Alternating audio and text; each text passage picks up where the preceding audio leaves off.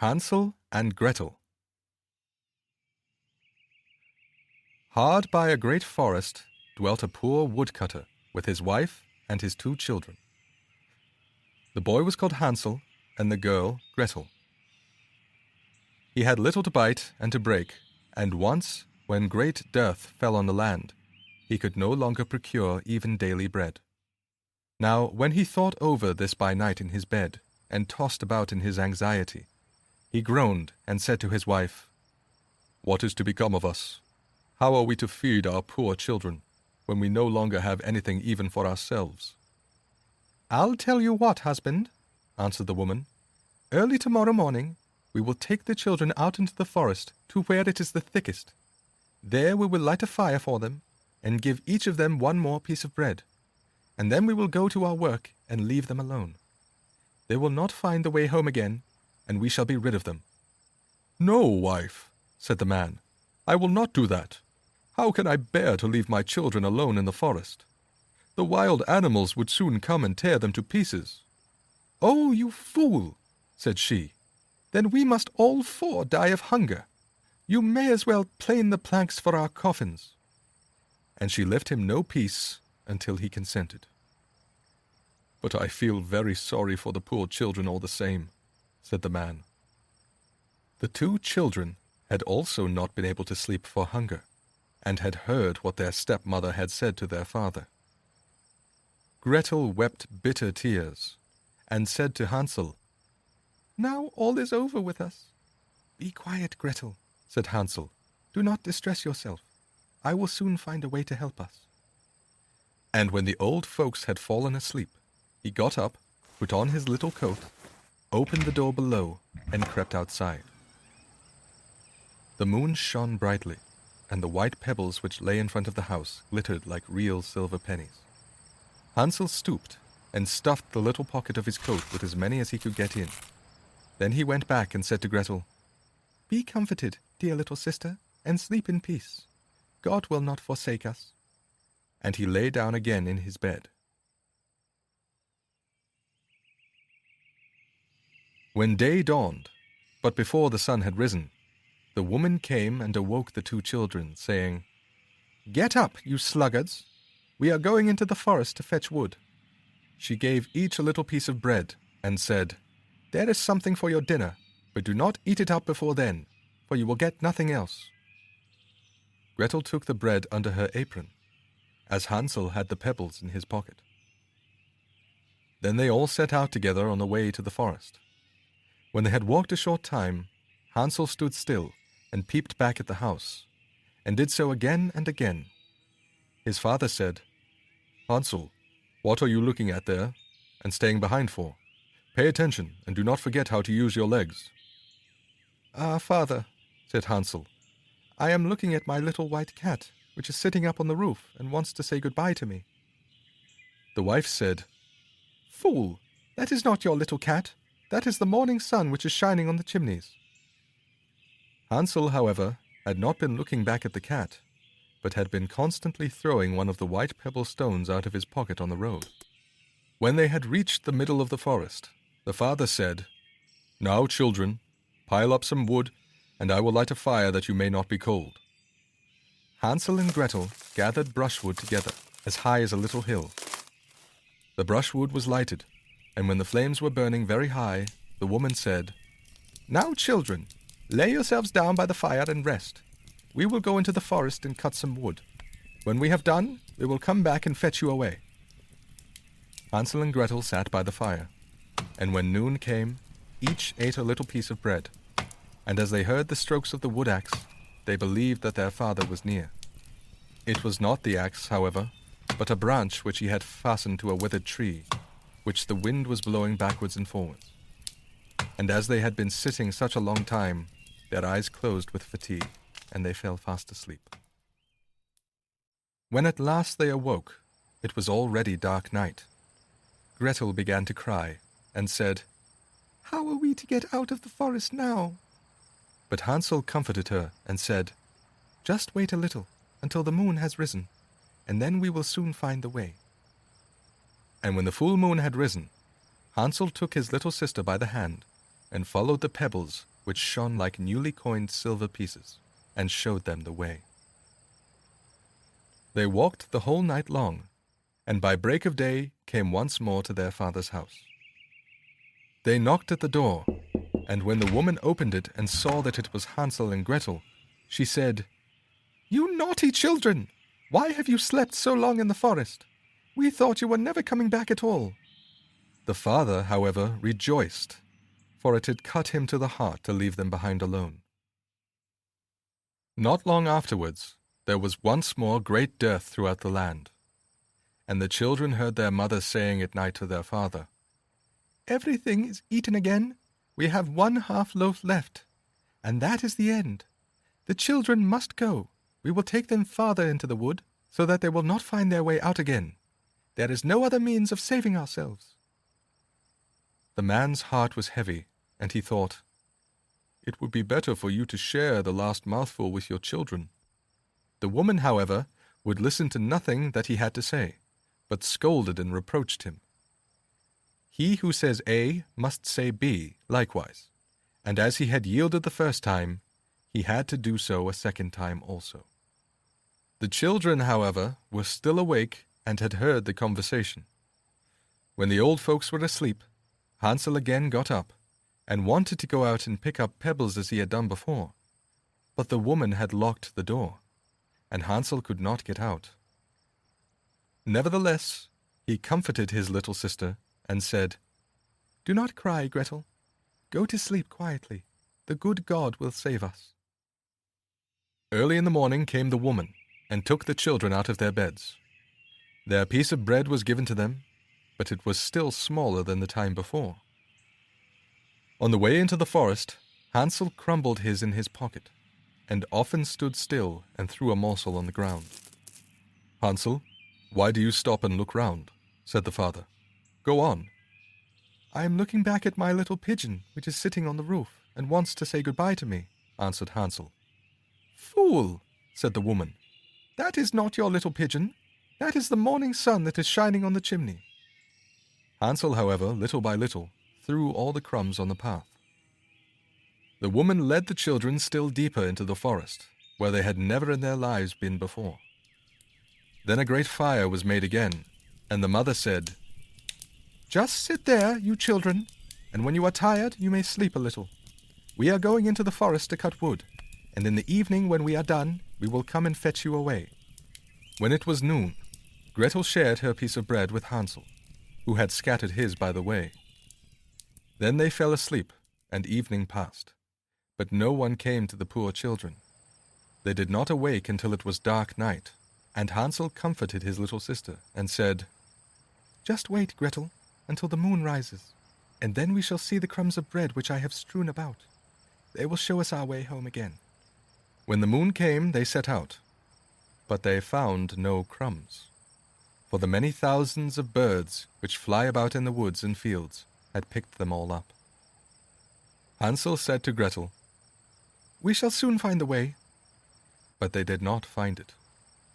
They walked the whole night, and all the next day too, from morning till evening, but they did not get out of the forest, and were very hungry, for they had nothing to eat but 2 or 3 berries, which grew on the ground. And as they were so weary that their legs would carry them no longer, they lay down beneath a tree and fell asleep. It was now 3 mornings since they had left their father's house. They began to walk again, but they always came deeper into the forest, and if help did not come soon, they must die of hunger and weariness. When it was midday, they saw a beautiful snow-white bird sitting on a bough, which sang so delightfully that they stood still and listened to it. And when its song was over, it spread its wings and flew away before them. And they followed it until they reached a little house, on the roof of which it alighted. And when they approached the little house, they saw that it was built of bread and covered with cakes, but that the windows were of clear sugar. "We will set to work on that," said Hansel, "and have a good meal. I will eat a bit of the roof, and you, Gretel, can eat some of the window. It will taste sweet." Hansel reached up above and broke off a little of the roof to try how it tasted, and Gretel leant against the window and nibbled at the panes. Then a soft voice cried from the parlor, "Nibble, nibble, no! Who is nibbling at my little house?" The children answered, the wind, the heaven-born wind," and went on eating without disturbing themselves. Hansel, who liked the taste of the roof, tore down a great piece of it, and Gretel pushed out the whole of one round window pane, sat down, and enjoyed herself with it. Suddenly the door opened, and a woman as old as the hills, who supported herself on crutches, came creeping out. Hansel and Gretel were so terribly frightened that they let fall what they had in their hands. The old woman, however, nodded her head and said, "Oh, you dear children, who has brought you here? Do come in and stay with me. No harm shall happen to you." She took them both by the hand and led them into her little house. Then good food was set before them, milk and pancakes, with sugar, apples, and nuts. Afterwards, 2 pretty little beds were covered with clean white linen, and Hansel and Gretel lay down in them, and thought they were in heaven. The old woman had only pretended to be so kind. She was in reality a wicked witch, who lay in wait for children, and had only built the little house of bread in order to entice them there. When a child fell into her power, she killed it, cooked, and ate it, and that was a feast day with her. Witches have red eyes and cannot see far, but they have a keen scent like the beasts, and are aware when human beings draw near. When Hansel and Gretel came into her neighborhood, she laughed with malice and said mockingly, "I have them! They shall not escape me again!" Early in the morning, before the children were awake, she was already up, and when she saw both of them sleeping and looking so pretty, with their plump and rosy cheeks, she muttered to herself, "That will be a dainty mouthful." Then she seized Hansel with her shriveled hand, carried him into a little stable, and locked him in behind a grated door. Scream as he might, it would not help him. Then she went to Gretel, shook her till she awoke, and cried, "Get up, lazy thing! Fetch some water, and cook something good for your brother. He is in the stable outside, and is to be made fat. When he is fat, I will eat him." Gretel began to weep bitterly, but it was all in vain, for she was forced to do what the wicked witch commanded. And now the best food was cooked for poor Hansel, but Gretel got nothing but crab shells. Every morning the woman crept to the little stable and cried, "Hansel, stretch out your finger, that I may feel if you will soon be fat."